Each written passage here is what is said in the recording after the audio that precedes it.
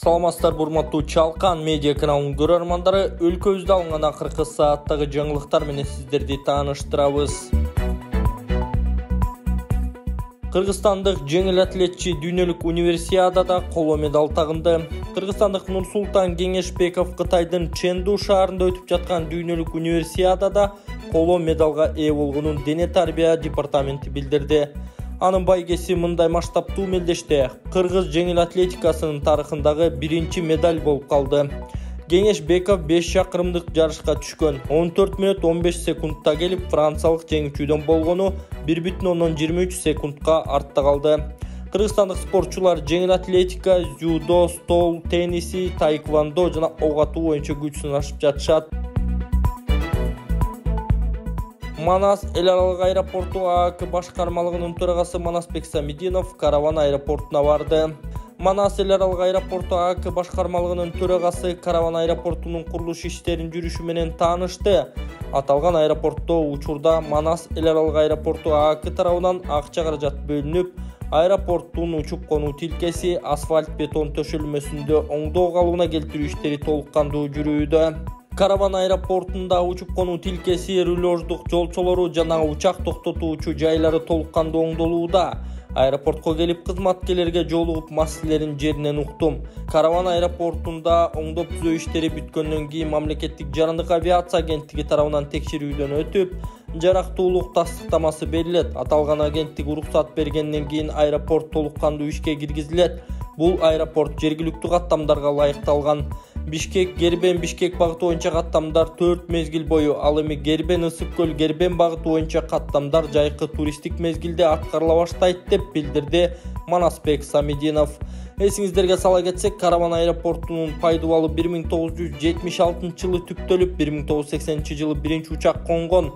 Ал эми Кыргызстан эгемендүүлүктү алгандан бери 2007 жылы Караван аэропортунан акыркы учак учуп, ошол маалдан бери аэропорт иштебей келет. Эгер сиз курулуш баштасаңыз, ичпеген, колу тутпаган мыкты ширетүүчүнү тааныштардан издөөнүн кажети жок. Ширетүүчүнү ширетменден издеңиз. Бул үчүн такси чакырганда эле телефонуңуз аркылуу App Store же Google Play'ден ширетмен тиркемесине катталасыз. Анан ширетменде тизилип турган миңдеген ширетүүчүнү рейтингине карап жалдайсыз. Ширетменде ар бир ширетүүчүнүн анкетасы, кылган иштери жана сүрөттөрү чек-чейип илинип турат. Ширетмен менен ишиңиз бат жана сапаттуу бүтөт. Тиркеме бардык аймактарда иштейт. Бостерде көз жумган жигиттин өлүмүн иликтөө Садыр Жапаровдун көзөмөлүндө. Президент Садыр Жапаров Бостери айылындагы пляждагы окуяда каза тапкан 23 жаштагы жигиттин өлүмү боюнча ишти көзөмөлүнө алды. Бул тууралуу анын маалымат катчысы Эрбол Султанбаев билдирди. Интернетте көлгө эс алууга келип, Золотые пески эс алуу жайындагы пляжда каза тапкан жигит боюнча маалымат чыккан. Анын жакындары сабап алганын айтсак, бирок милиция талмасы кармап көз жумган деген версияны таратты. Агасы видео кайрылуу жасап, 6 августка караган түнү иниси достору менен пляждагы барда отурганда жанындагы 7-8 бала менен пикир келишпестик жаралып сабалганын айткан. Алган жараатынан АБ аттуу жаран ошол жерде каза болгон. Мындан уламал ошол окуяны видеого тартып алгандар болсо жөнөтүүнү суранган. Ошол эле учурда каза тапкан жигиттин достору да прокуратура жана башка бийлик жетекчилерине кайрылып тергөөнү калыс жүргүзүүнү өтүнүшкөн. Ысык көл облустук милициясы маркумдун денесин караган учурда эч кандай күч колдонуунун изи байкалбагандыгын билдирген. Президент Жапаров коомчулукта резонанс жараткан Ысык көл облусунун Бостери айылында 23 жаштагы жарандын өлүмү боюнча ишти жеке көзөмөлүнө алды. Укук коргоо органдарына окуянын чоо жайын ар тараптуу жана объективдүү иликтөө тапшырмасы берилди деген Султанбаев. Сауд Арабиясы кыргызстандыктарга конок визасын бере баштайт. Сауд Арабия Кыргызстанды конок визасы бериле турган өлкөлөрдүн катарына кошту. Бул тууралуу Кыргызстандын Тышкы иштер министрлигинин басма сөз кызматы 7 августта билдирди. Электрондук виза 1 жылдык мөөнөткө берилет. Визанын бул түрүн алгандар Сауд Арабиянын аймагына көп жолу кирип, 90 күнгө чейин жүрсө болот. Конок визасы туризмге байланыштуу иш-чараларга катышууга, жарандардын үй бүлөсүнө жана туугандарына барууга, эс алууга жана умра зыяратын аткарууга мүмкүнчүлүк берет.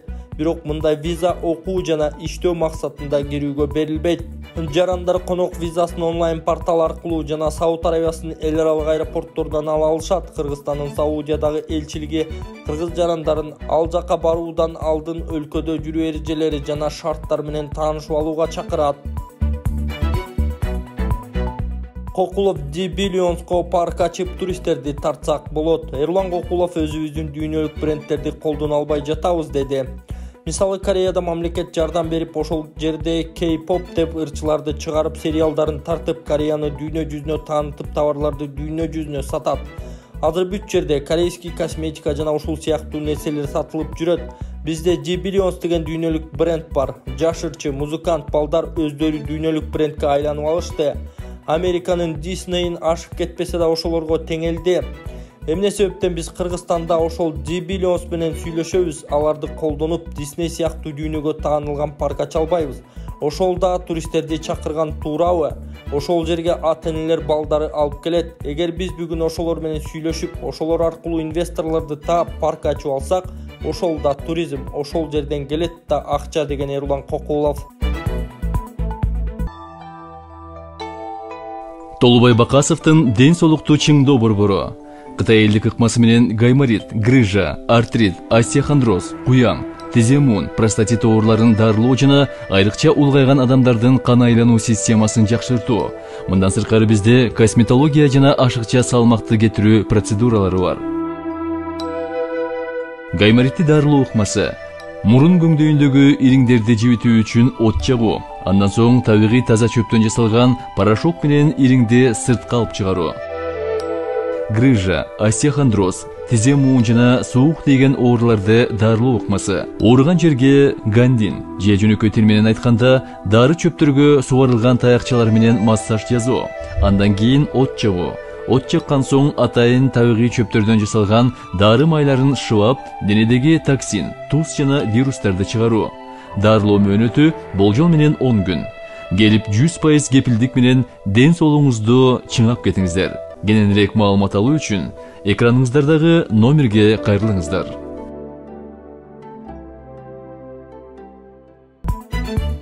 Бишкектеги ок атышууга байланыштуу 5 киши кармалды. Бишкек шаарынын 1-май райондук милициясы Борбор калаадагы Чүй Исанов көчөлөрүнүн кесилишинде болгон ок атышуу иликтене баштаганын билдирди. 7 августта таңкы саат 4:00 чамасында Бишкек шаардык милициясына ок атышуу болуп жатканы тууралуу кабар түшкөн. Райондук милициянын ыкчам тергөө тобу окуя болгон жерге барып 5 жаранды кармаган. Кармалгандар 95, 98, 83, 85 жылы туулган жарандар. Райондук милиция бул фактыны каттоого алып териштирүү иштерин баштады. Бир катар жалпыга маалымдоо каражаттары бул окуя түнкү клубда болгонун жазышкан. Мындан бир күн мурда 6 августта Ошто денесинин 5 жерине ок тийген жаран ооруканага түшкөн. Ош облустук милициясы окуя 4 августта Кара Суу районунда болгонун бышыктаган. Экс-министр Динара Кутманованын камактагы мөөнөтү узартылды. Мурдагы экология министри Динара Кутманованын камактагы мөөнөтү узартылды. Бул тууралуу Бишкектин 1-май райондук сотунан Кактус Кейжиге билдиришкен. Маалымдалгандай 1-май райондук соту 7 августта УКМК тергөөчүсүнүн өтүнүчүн канааттандырып, Динара Кутманованы 9 октябрга чейин камакта калтырды. Эсиңиздерге сала кетсек, УКМК 25 июлда Динара Кутманованы коррупцияга шектүү деп кармаган. Ал министр болуп турганда мамлекеттин акчасын мыйзамсыз чыгарып кетүү боюнча кеңири коррупциялык схема уюштурганга шектелүүдө. Садыр Жапаров Жыргалан кенинин айланасындагы кептерге жооп берди. Буга чейин министрлер кабинети Жыргалан кенинин иши кайра жанданганын маалымдаган. Эртеси Эмилбек Каптагаев министрлер кабинети жалган маалымат таратты деген эле. Мунун айланасындагы кептерге президент Садыр Жапаров кабар агенттигине жооп берди. Бул шахта союз чачырагандан кийин бага ачылбай калган. 2009 жылы мамлекет бул шахтаны жеке менчикке сатабыз деп аукционго коет. 3 компания катышып, арасында чет өлкөлүк компаниялар дагы болгон. Жыйынтыгында бир компания утуп алат. Ал компания менин бир тууган агам Сабыр Жапаровдук эле. Утуп алгандан кийин өткөрүп алайын деп барса өкмөт алдап саткан экен. Аукционго коюп жатканда 25 миллион сом карзы бар деп айтылат. Чындыгында 80 миллион сомго жакын карзы бар экен. Биринчи капиталын төлөп койгондон кийин артка жол жок болуп калгандыктан айласы жок дагы 2 жыл дегенде аран карыздарын жаап өтөт. 2011 жылдан баштап толук кандуу иштете баштайт. Мен камалып чыгып чет өлкөгө чыгып кеткенден кийин ошол мезгилдеги бийлик криминалдарды жиберип, 2014 жылы шахтаны криминалдар тартып алышат. Кесипкөй адамдар иштебегенден кийин бир аз убакыт өтпөй шахта токтойт. Ортодо өзгөчө кырдаалдар министрлигинин 2 кызматкери каза болот. Ошентип шахтага суу толуп калат. Ошол бойдон ушул күнгө чейин суу асып жатат. Мен бийликке келгенде бир тууган агам шахтамды кайралам деп чыкты. Мен көнбөй койдум.